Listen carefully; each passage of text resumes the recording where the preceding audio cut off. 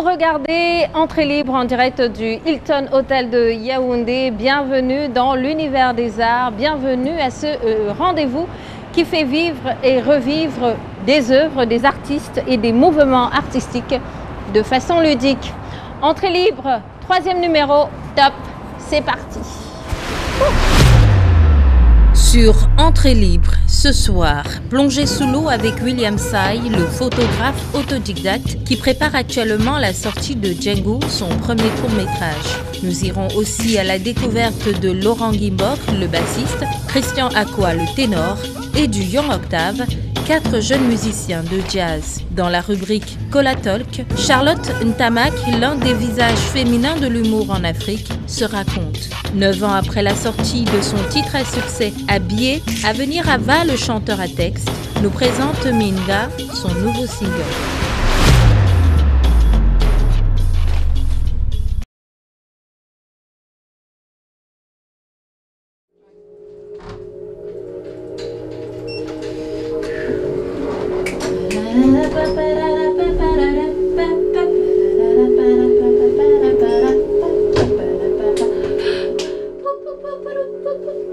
Faut que j'essaye un peu d'arranger ma coiffure. Voilà, qui va dans tous les sens. Entrée libre. William Sai est ce qu'on appelle un lifestyle photographer. Et ces clichés ont ceci de particulier qu'ils sont immortalisés sous l'eau. Les Anglais appellent cette technique de prise de vue underwater photography. Au Cameroun, William Sai est le premier à le pratiquer de façon artistique. À vos gilets et à vos maillots de bain pour plonger dans l'univers de cet autodidacte de talent.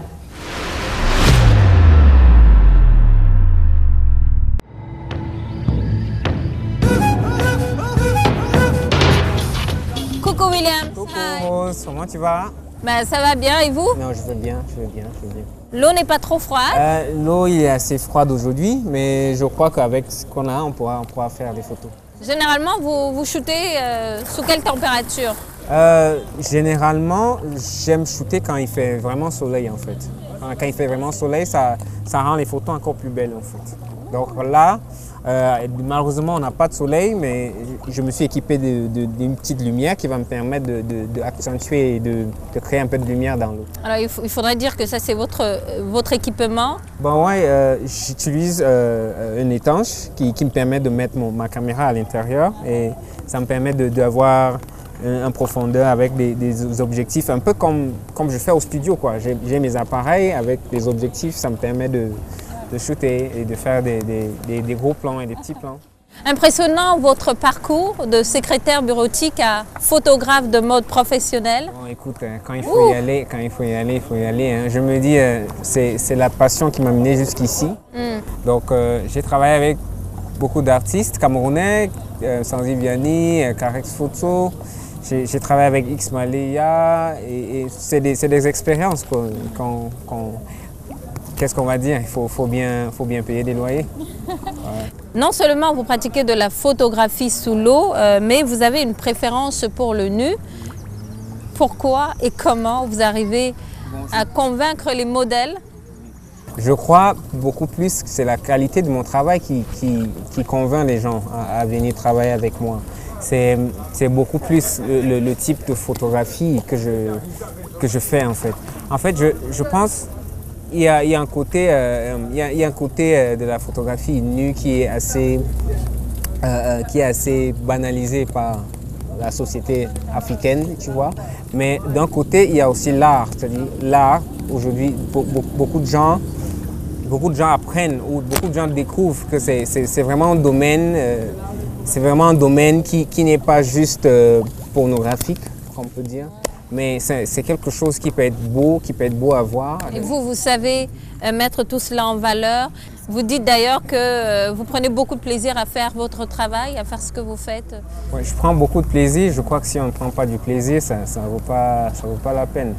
Donc je prends beaucoup de plaisir à faire ce que je fais. Déjà, pourquoi? Parce qu'il faut faire quelque chose qui vous nourrit l'âme, qui vous parle et qui vous... Alors on remarque que vous n'êtes pas tout seul, hein. à chaque fois que vous devez faire vos photos. Vous vous entourez d'un modèle, d'une make-up artiste par exemple. Oui, tu sais, faire la photo, c'est toute une équipe. Il faut le maquillage, il faut le stylisme, c'est un peu comme le cinéma en fait. Il y a le réalisateur, il y a les éclairagistes et tout. Donc c'est un ensemble de métiers qui donne ce résultat que vous voyez. Mais vous, qu'est-ce que vous recherchez généralement quand vous allez shooter? Le modèle doit ressembler à quoi? Le make-up doit avoir quoi? Voilà, je dirais je commencerai par une idée. Je commence par une idée. Déjà, j'ai une idée. À base de cette idée, je contacte un styliste. Et après, on essaye de faire un espèce de melting pot, on essaye de créer quelque chose ensemble et on choisit le modèle parfait qui va réellement nous faire ressortir. Et on voit bien que vous aimez bien les filles filiformes, les modèles filiformes. Bon, les filiformes, ça nous donne moins de retouches Photoshop, comme on dit souvent. Oui, parce que vous travaillez beaucoup avec Photoshop. On ne devrait pas aussi heurter les tailles XL. Je me dis, la plupart des temps, c'est des mannequins. C'est-à-dire, quand on parle des mannequins, c'est des professionnels parfois qu'on prend pour travailler avec. Parce que des fois aussi, si tu as des novices qui ne sont pas du métier, ça peut être difficile pendant le shooting d'avoir un résultat vraiment attendu. Quel a été le plus difficile quand vous avez commencé? Je précise que ça fait 5 ans exactement que vous vous êtes vraiment lancé dans le underwater photography. Underwater photography, pour moi, c'était une rêve d'enfance. C'est-à-dire, j'ai toujours imaginé de faire des photos sous l'eau, peut-être des vidéos et tout. Et je pense juste que la photographie m'a juste donné un biais, en fait. La photographie m'a permis de réaliser ce rêve d'enfance qui me trottait la tête, en fait. Donc, vraiment, pour moi, c'est déjà, j'aime beaucoup ce qui touche à l'eau et tout. Je suis très... Ça ne signifie pas que vous avez comme une espèce de Mami Wata? Non, c'est pas le Mami Wata, c'est juste un kiff. J'aime l'eau. C'est comme les éléments. Il y a des gens qui aiment l'air, il y a des gens qui aiment... il y a des gens qui aiment le feu, il y a des gens... En fait, c'est beaucoup plus un kiff, en fait. Alors, sortant par votre film, votre premier long métrage au nom très évocateur de Django, vous n'avez jamais fait de film de votre vie. Et au lieu de commencer par le film court, le court métrage, vous allez tout droit, vous foncez vers le long métrage. Je dois dire, c'est un challenge déjà. C'est un challenge que je me suis... comme j'ai dit au début de l'émission, j'aime tout ce qui est challenge. Je n'aime pas croire que quelque chose peut nous limiter, en fait. Je me dis... Repousser les limites à chaque fois. Repousser les limites, fait, et vas-y. Mais c'est quoi l'histoire de Django? L'histoire de Django, c'est vraiment une petite histoire qui concerne une petite fille qui découvre qu'elle est Mami Wata et en même temps elle est humaine, en fait. Donc c'est vraiment un monde... Moitié sirène, moitié humaine. Côté humaine et tout. Donc ça sera un petit monde à découvrir. Beaucoup de fiction. Beaucoup de fiction, beaucoup de suspense. En tout cas, je pense que ça se fera. Et donc pour le réaliser, vous avez décidé de travailler avec la chanteuse Danielle Eyok, chanteuse de soul, R&B, hip-hop. Bon, il faudrait dire ici que j'ai décidé de bosser avec beaucoup de gens. Ouais. Danielle, c'est juste une parmi tant d'autres. J'ai décidé de travailler avec Lisette Zoua. Lisette Zoua qui est styliste, qui travaille plus souvent avec moi pour mes shootings. Ouais. J'ai décidé de travailler avec... comment il s'appelle, Ibrahim. J'ai décidé de travailler avec beaucoup de professionnels dans le domaine. J'ai décidé de travailler avec François Zélon et tout. Ouais. Donc il y a vraiment beaucoup de professionnels qui veulent me soutenir sur ce projet. Donc déjà il y a la vibe, je crois que ça sera cool. Mais Danielle, elle va beaucoup plus faire le soundtrack. Ce serait quoi votre vœu le plus cher? Ce serait quoi? Mon vœu le plus cher, c'est que le film puisse aller international, que ça puisse... Alors si on veut avoir toutes les informations, j'imagine qu'il va falloir aller sur votre page Instagram, voire Facebook. Il y a une page Instagram que j'ai créée pour le film. Il y aura toutes les informations qui vont passer à chaque fois. Et il y a aussi ma page pour mes photographies et ma page de photographie underwater, comme on dit. Vous pouvez vous inscrire. Bon, je suis beaucoup plus Instagram en fait. Alors William Saï, je crois qu'on a assez bavardé comme ça. On en sait un peu plus sur votre talent, sur votre travail, sur votre métier. On se dit à très vite. Ouais, à très vite. Merci beaucoup en tout cas. Ça me plaît, ça me fait chaud au cœur qu'on puisse faire quand même une lumière sur mon travail. Ça prouve que ça le fait. William Saï, merci d'avoir accepté de nous embarquer dans votre univers. On va vous laisser retourner à votre séance de shooting. Merci à vous. Ouais. Ciao. Ah.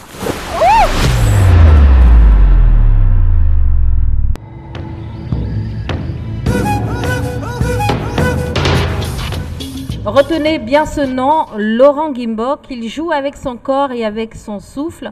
Un jazz sans frontières qui promet en live des moments magiques. Laurent Gimbok, Ntore. Mentore. C'est ainsi qu'on salue au village Pintomé, d'où vous êtes originaire. Oui, moi je suis Bassor, donc je parle la langue Bissor. Donc la langue parlée à Pintomé, un village situé dans la Sanaga maritime, du côté du littoral Cameroun. J'imagine que là-bas, on accueille également ces convives avec du bitacola ou du cola. Chez nous, sur entrée libre, c'est une tradition. Oui, bien sûr, sauf que là... Donc vous avez le choix entre... Les deux. Oui. Sauf que chez nous, on ajoute à ça du vin blanc. Oh, je penserai à en apporter prochainement. Ça fait plaisir. Mais vous pouvez déjà vous servir. Ok, bon, c'est mieux de réserver ça pour la fin. Hein. D'accord. Alors, papa, grand-père, musicien, vous avez chopé le virus. Oui, disons que mon grand-père était musicien traditionnel, il jouait de tous les instruments traditionnels, on coule et tout ça, mais il était aussi guérisseur. Et mon papa, par la suite, apprend à jouer du piano au Conservatoire de Paris. Donc moi, le virus me vient naturellement. Et donc, vous vous battez pour perpétuer donc, cet héritage à votre manière. Oui, donc, et surtout, je me bats à devenir aussi guérisseur Oui, à ma façon. Oui, la musique adoucit les mœurs, soigne les maux qui minent la société. Évidemment. Et c'est, je pense, ce à quoi nous sommes appelés en tant que musiciens. Il faut préciser que vous êtes étudiant en art et spectacle à l'université de Ngouaikele. Vous l'avez fait à dessein. Pourquoi? Oui, bon, moi je me dis, quand on aime une discipline, on doit y aller à fond. Et moi j'aime la musique, j'aime l'art. Je me dis, il faut avoir le bon discours, que ce soit dans l'expression artistique ou dans l'explication et la compréhension de ce qu'on fait. Et je crois savoir que vous êtes aussi physicien, un peu comme Albert Einstein, le père de la relativité. Oui, le père de la relativité restreinte. Je suis physicien aussi et j'ai choisi d'ajouter à ça des études en art parce que je me dis toutes les sciences ont le même langage, celui de la communication et du partage de la vie. Partage de la vie. Voilà. Alors, tout part en 2002. Vous arrivez à l'église et là, vous avez comme une révélation. Oui, disons, quand j'arrive à l'église apostolique du Cameroun en 2000, et ensuite en 2002, je découvre la musique, j'intègre la chorale, et là, je me dis, quel est ce monde? Il faut y aller très loin là-dessus. Voilà. Vous foncez. Je fonce. Vos textes témoignent de l'amour, de votre rapport à Dieu, surtout. Oui, l'amour, mon rapport à Dieu, mais aussi de l'harmonie qui existe entre les hommes, la nature et justement cette relation avec Dieu. Et votre style s'apparente à celui de Richard Bonnat, Étienne Bappé, des bassistes de renom qui font la fierté du Cameroun. Oui, ce sont des ennemis, des tontons qui m'ont inspiré depuis ma tendre enfance. J'ai écouté Étienne Bappé. Déjà dans les ultramarines, ça chauffait. Je me dis, mais quel est ce style-là qui est connu comme au village, mais qui est teinté de jazz et tout ça. Et ensuite, Richard Bonnat, parce qu'il est, disons, très proche de ma culture. Moi, je suis du littoral et généralement, nos mots se rapprochent, l'intonation et tout ça. Et aussi, Monsieur Laurent Ebenezer Kibas, qui m'a inspiré à travers son écang et sa façon de jouer, que je taxerais de sauvage, quoi. Mais vous n'êtes pas une brute.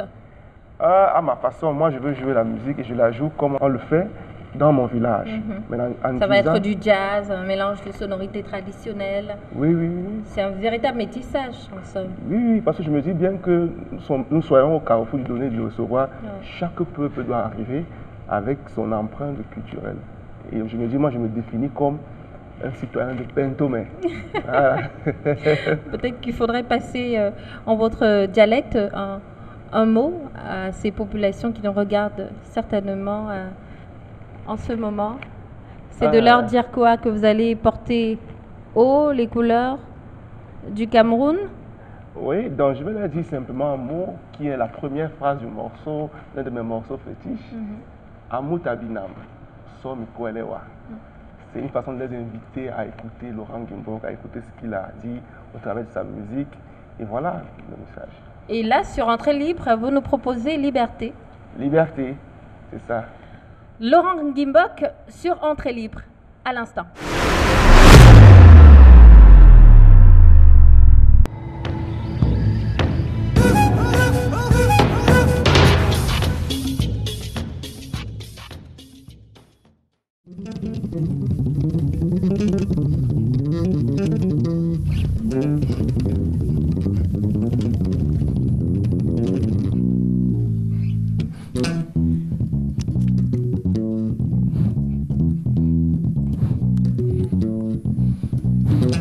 Amutabinam somi kwele wayo kidororo birido bidoro oye le kuntembok bebe ile wa bebe kidororo tiri likidoro bebe tiri vie kundeli holy wa yo tiro birido didoro so ma bi here wanzin ali beli kunde kidororo birido dito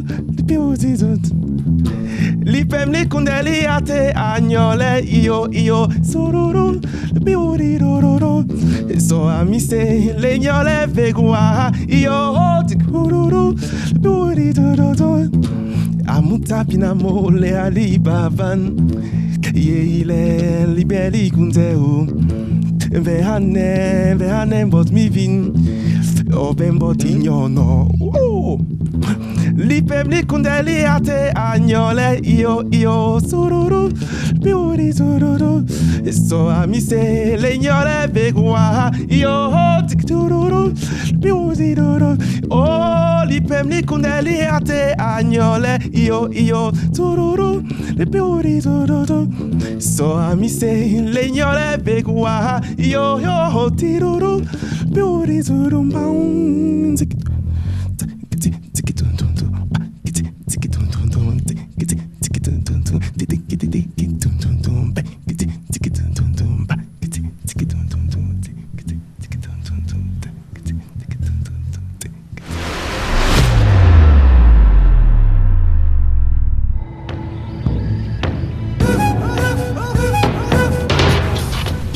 Allez, un grand merci à Laurent Gimbok qui nous a offert un beau moment de musique sur Entrée Libre. J'accueille à présent Martial Ngueya, journaliste indépendant et critique d'art. Bonjour. Bonjour, salut. Alors, j'ai envie de vous demander de vous retourner là. On a juste derrière vous le marché, le vieux marché central de Yaoundé. Et puis on a la BEAC, l'immeuble de la BEAC. J'aurais envie de vous offrir quelques billets de banque. Je suis très heureux, surtout à ce moment de grande austérité. Je pense que ça c'est important pour nous autres. Il y a aussi du Bitacola et du cola. Ah mais là vous me souhaitez la bienvenue dans la maison. Ah, merci beaucoup. Je prendrai volontiers, si vous voulez. Ah, vous avez une préférence pour... Oui, du cola. Qu'est-ce que ça apporte généralement? C'est un acte d'amour et de bienséance. Sinon, ça va? Je vais bien. Merci d'avoir accepté de venir nous présenter quelques artistes qui font la fierté du Cameroun. En l'occurrence de ces 4 jeunes musiciens, on parle bien du Young Octave et du ténor Christian Aqua. Oui, d'abord le Young Octave parce que c'est des jeunes étudiants qui ne font pas leur âge, leur maturité, leur expérience. Depuis 2002, 2012 environ. Ils travaillent inlassablement, ils ont une spécialité, ils jouent à l'instrument, accompagnés évidemment d'une très belle voix fédératrice de la seule fille de la bande, Nekes Teosop. Et c'est un groupe qui nous renvoie dans du jazz, du soul à la sauce Grassfield. Le jazz qui généralement est taxé de musique élitiste. Oui, mais en même temps de l'espace de la dextérité, de la maîtrise même de la musique. Ces jeunes nous ont montré le temps d'une rencontre à Yaoundé qu'ils avaient la pleine maîtrise de leur sujet et que mieux qu'on ne l'aurait imaginé pour leur âge, ils ont de vieilles années de maîtrise du jazz, de la musique, de leurs instruments. Alors, quel est le titre que vous nous invitez à découvrir, à écouter à l'instant? Le premier qui est une très belle introduction, Cheese of Stone. Là, il n'y a pas de voix, il n'y a que des instruments.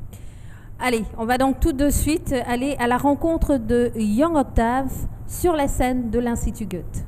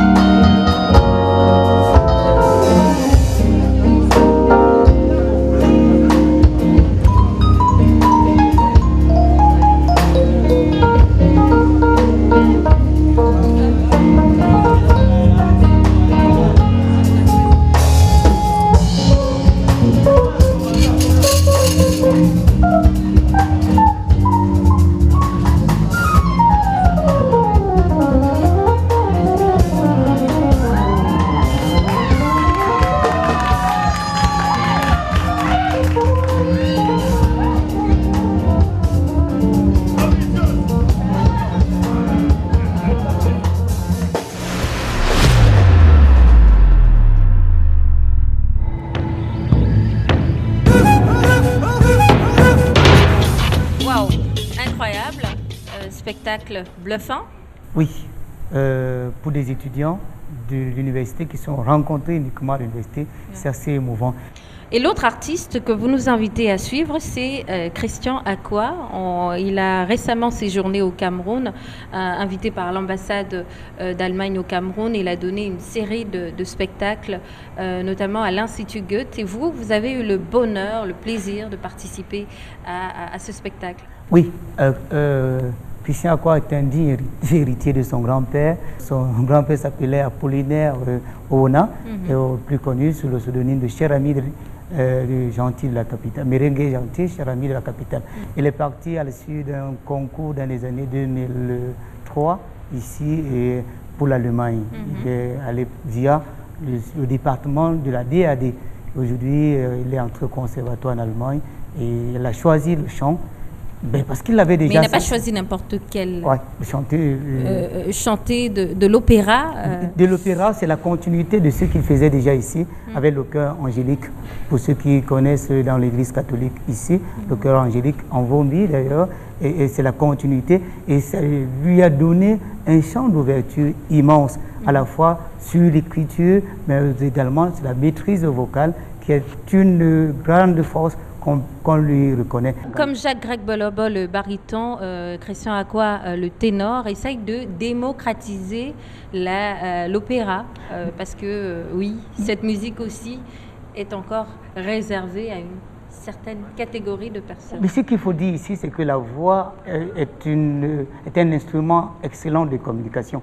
On va le retrouver à l'instant à la résidence de l'ambassadeur d'Allemagne au Cameroun, dans un titre, dans une reprise qui a fait mouche au Cameroun dans les années 80-90. On parle bien de Sikati de André-Marie Talla. Effectivement, c'est un registre patrimonial de la musique camerounaise. Martial Nguéa, merci d'être venu partager un bout de musique avec nous sur Entrée Libre. Merci, merci à vous. Notre patrimoine est riche, il faut simplement l'explorer. Christian Acquah sur Entrée Libre.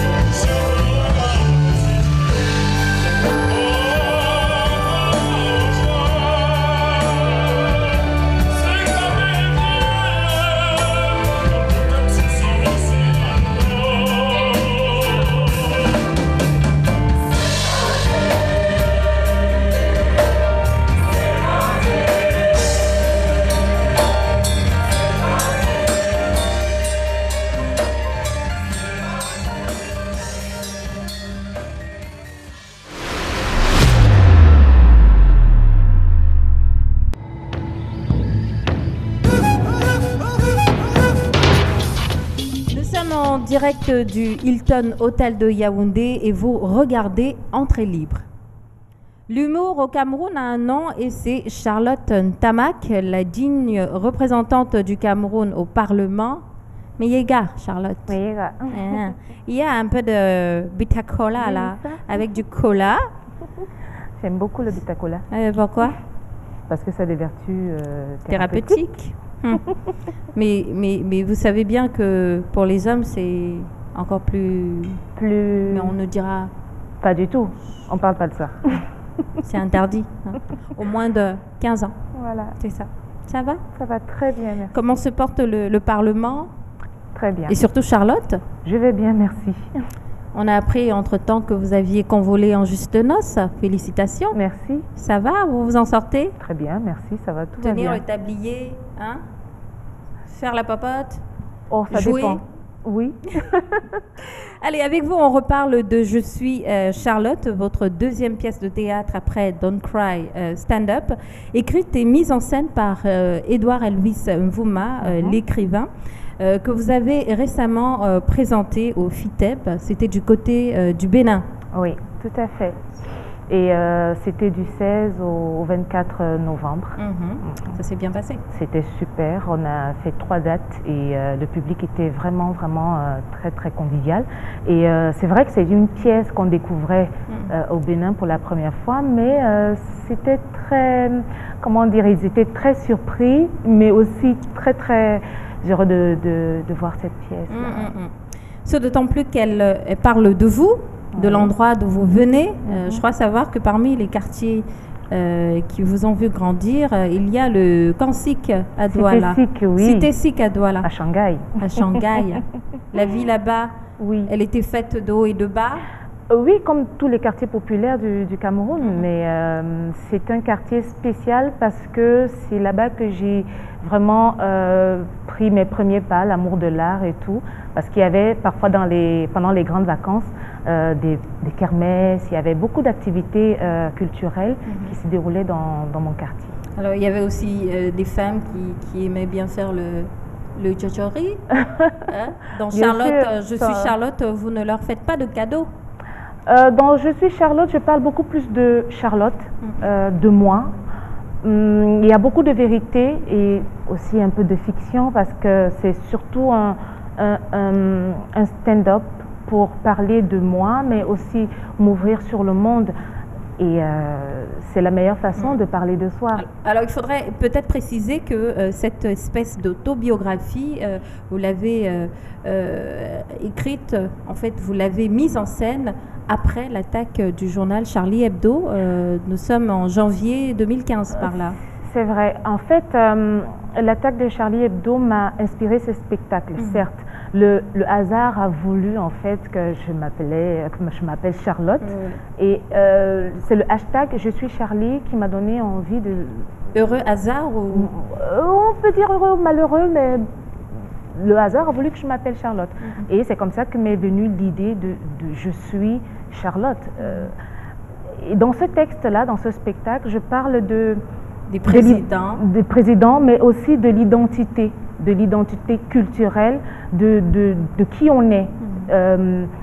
Je parle de Charlotte. Charlotte en tant que prénom, parce que ce n'est pas un prénom africain. Et je me demande, mais pourquoi est-ce que je n'ai pas plutôt eu tel ou tel autre nom? Parce que Charlotte, je ne sais même pas ce que ça signifie. Intenter un procès à vos parents, c'est ça? Oui, mais enfin, j'aurais voulu m'appeler autrement que Charlotte, peut-être. Autrement peut-être Charlie. Enfin, il y a beaucoup d'anecdotes à l'intérieur du spectacle. Mais vous n'hésitez pas à y aller avec beaucoup d'ironie et de dérision. Oui. Beaucoup de calembours aussi. Il y en a quelques-uns.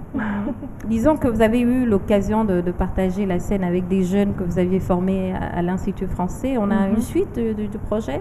Qu'est-ce qu'elles sont devenues? Alors, le projet, c'était lors de ma présentation à l'Institut français, dans les 2 instituts français, Douala ou Yaoundé. C'était uniquement pour les jeunes filles qui s'intéressaient à l'humour, parce que je pense que c'est un métier qui est ouvert aux femmes et il n'y a pas beaucoup de femmes qui font ce métier-là. Et j'avais envie d'intéresser... Vous êtes la première, hein, en tout cas, au Cameroun. Oui, mais j'aimerais qu'il y ait des dizaines et des dizaines de femmes, de filles, peu importe l'âge, on s'en fout. L'important, c'est qu'il y ait des femmes qui osent prendre ce métier à bras-le-corps. Parce que je pense que les femmes ont une parole forte à donner, ont un avis à donner, ont un pouvoir qu'elles n'imaginent même pas. Parce qu'on leur a dit que la femme, en fait... Elle est bonne à la cuisine, quoi. Entre guillemets, par exemple. Mais voilà, c'était vraiment pour ça cet atelier. Alors, le projet, il va continuer, peut-être pas dans ces ateliers encadrés par l'Institut français du Cameroun, mais peut-être aussi par une institution, enfin, l'association que j'ai créée, qui va, j'en parlerai le moment venu, qui va encadrer ces jeunes femmes-là. Exactement, voilà. Chez nous. Alors, vous êtes annoncé au mois de mars du côté de Limoges, en France. Oui, on a les Francophonies de Limoges au festival pour la lecture, pour refaire la lecture de La Poupée Barbue. Donc, il y aura plus de chances qu'on retrouve Je suis Charlotte sur scène? Non, en fait, en mars, au Festival des Franco, ce sera la continuité de Avignon, parce qu'à Avignon, au mois de juillet dernier, j'ai lu La Poupée Barbue de Édouard Elvis Bouma, d'ailleurs, qui est mon metteur en scène. Et c'est la suite, en fait, de ces lectures-là qui auront lieu à Limoges, à Paris et puis à Bruxelles. Vous avez déjà pensé à une autre pièce? Est-ce que ce sera toujours Elvis? Jusqu'ici, on s'entend très bien. C'est-à-dire que quand on travaille, on arrive à trouver des choses, de très belles choses ensemble. On a une belle alchimie. Pourquoi pas, peut-être la prochaine fois, quand j'aurai un troisième one-woman show, peut-être j'aurai un autre metteur en scène, mais on ne sait pas. Pour l'instant, j'ai envie juste de faire connaître Je suis Charlotte. Oui, Je suis Charlotte. Ouais. Et c'est tout de suite sur Entrée Libre.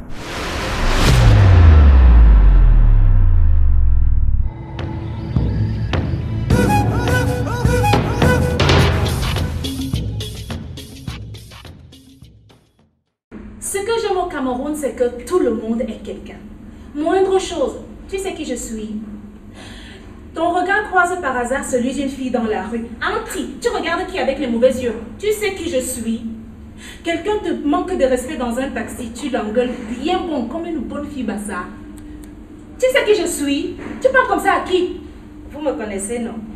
Tu es qui? Tu demandes ça à qui? À toi, tu es qui? Ah, quitte là, toi-même tu es qui? À Mouf, je ne quitte pas, je quitte que tu es qui? Ça c'est qui me demande que je suis. Oui, tu es qui? Je suis Kekiriki.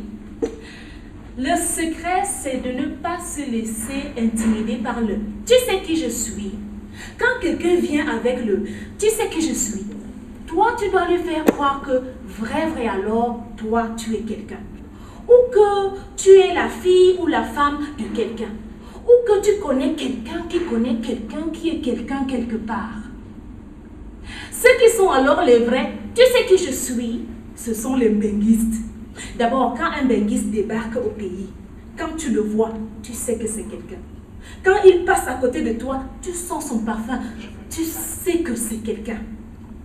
Et le jour où le benguiste te croise au bar, tu te dis seulement, hey, la soie voulait déjà tuer quelqu'un, maintenant c'est le grand de Guinness qui vont sauf que finir avec quelqu'un.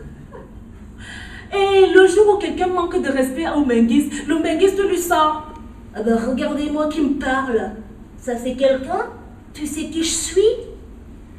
Le jour où tu arriveras à Paris, mon cher, tu sauras que je suis quelqu'un.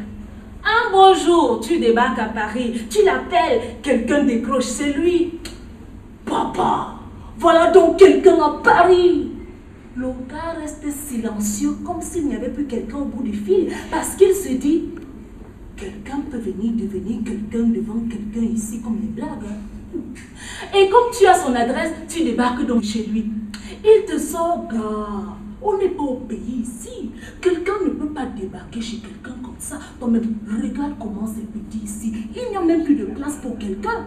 Mais quand tu lui dis, non, je ne suis pas venue rester, je suis en tournée avec un spectacle. Il te dit, ah, donc il y a déjà quelqu'un qui te loge. Tu lui dis, non, je suis logé à l'hôtel. Il te dit, à l'hôtel? Toi là, tu peux être quelqu'un. C'est là que tu comprends que celui qui veut te faire croire qu'il est quelqu'un n'est pas toujours quelqu'un.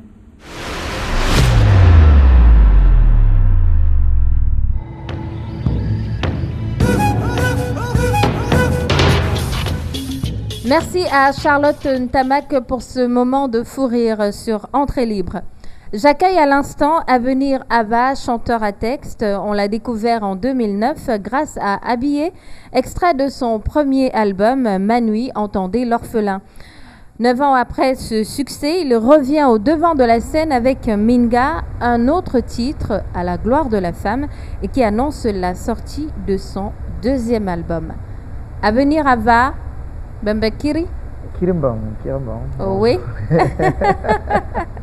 Il y a du Bitacola et du cola pour vous souhaiter la bienvenue sur Entrée libre. Merci. Vous avez une préférence? Je vais prendre du Bitacola. Pourquoi?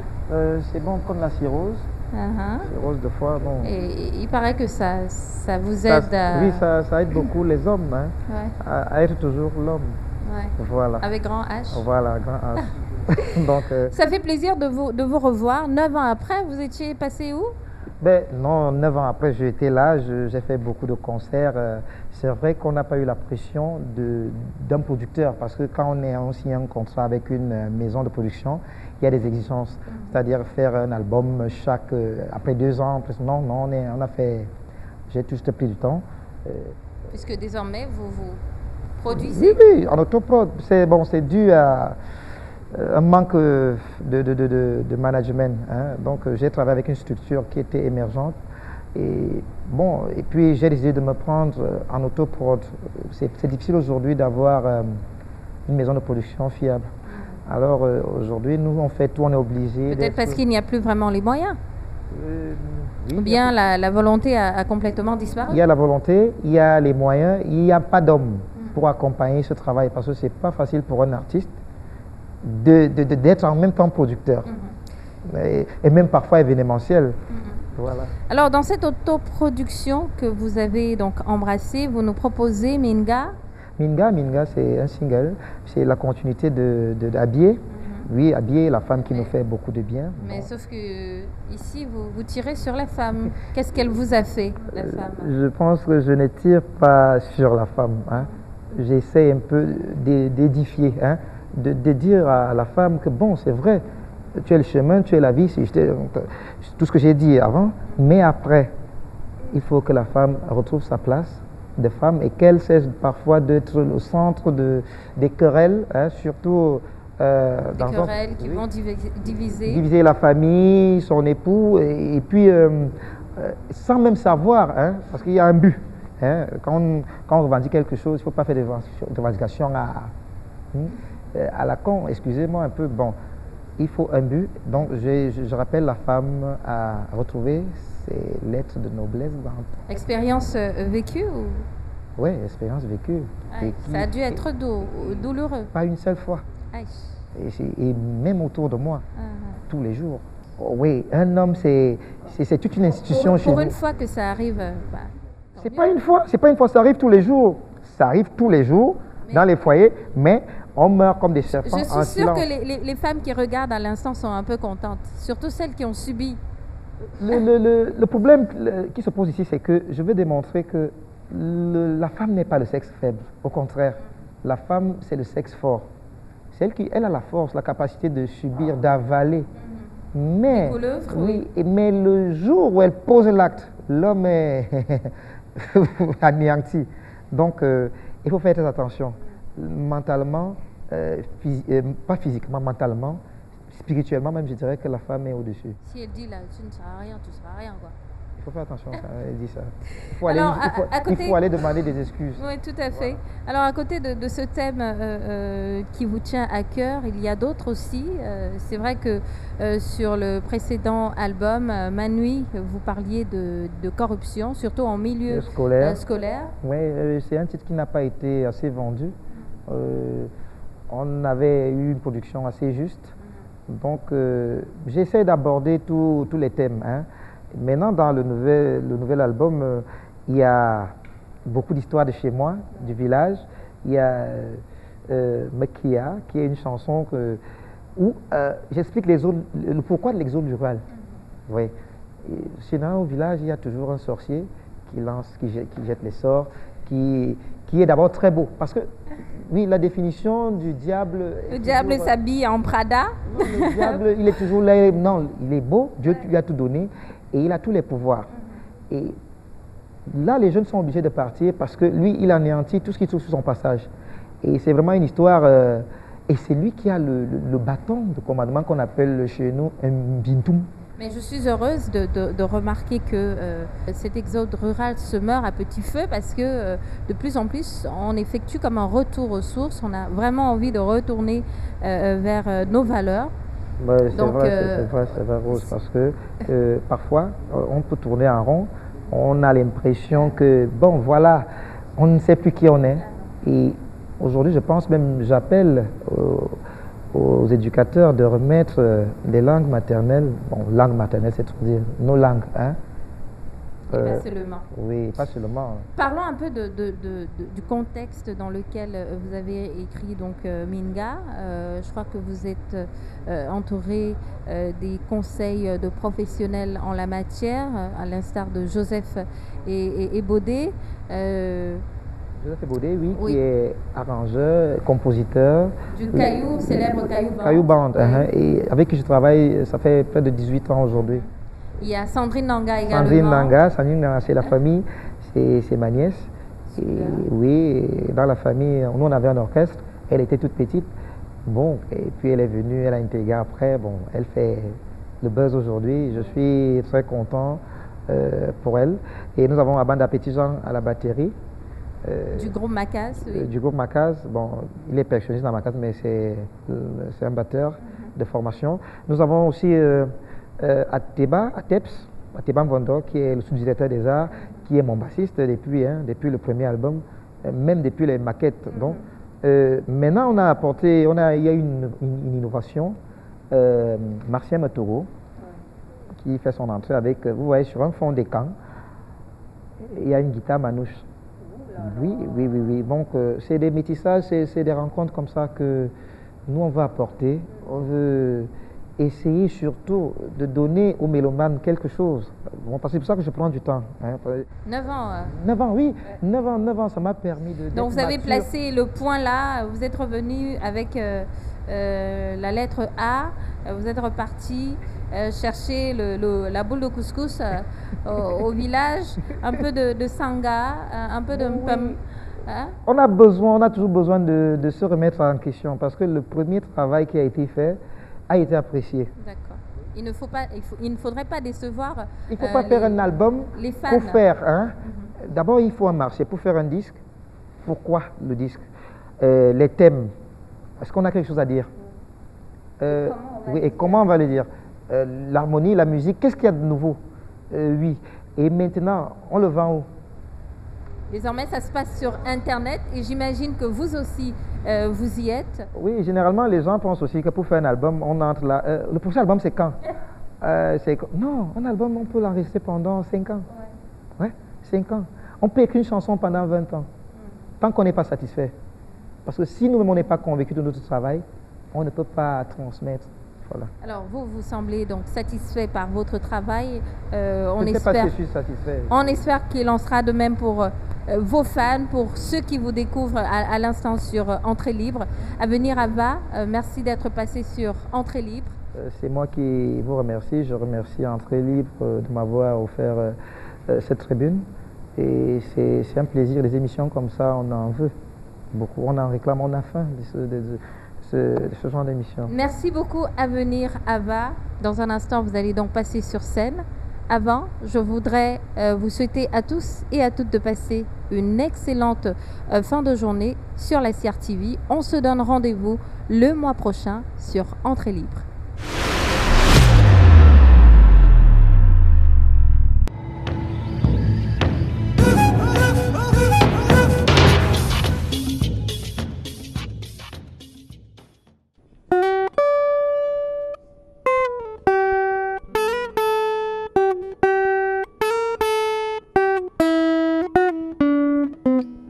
Gebi bubina timna mato binga ga fami telena osame wale bila bgatsma kanya banyinga yo binga atuinu tagem benizo mai anam bayem mambene kabatam timbi mintie bibele nginyongala ke ya mwe yunga wonge anengo bayem mambene kabatam timenzimbe nyinyi ngeminga ya ben ya mwe unga yone anomwano mini lebre tumo adu ya binga mini kana tumo no mini lebre tumo adu ya binga no aye we muwane ake we nonze ibi maniko wakakaya aye we muwane ake we nonze mikima manima ngolunu mania zat amana mama zben wandaglana zat zako minyinge gebitabi mania urgane zabike zben obomanana name bume mini lebgotmo atoya binga mini karatmo no mini lebgotmo atoya binga no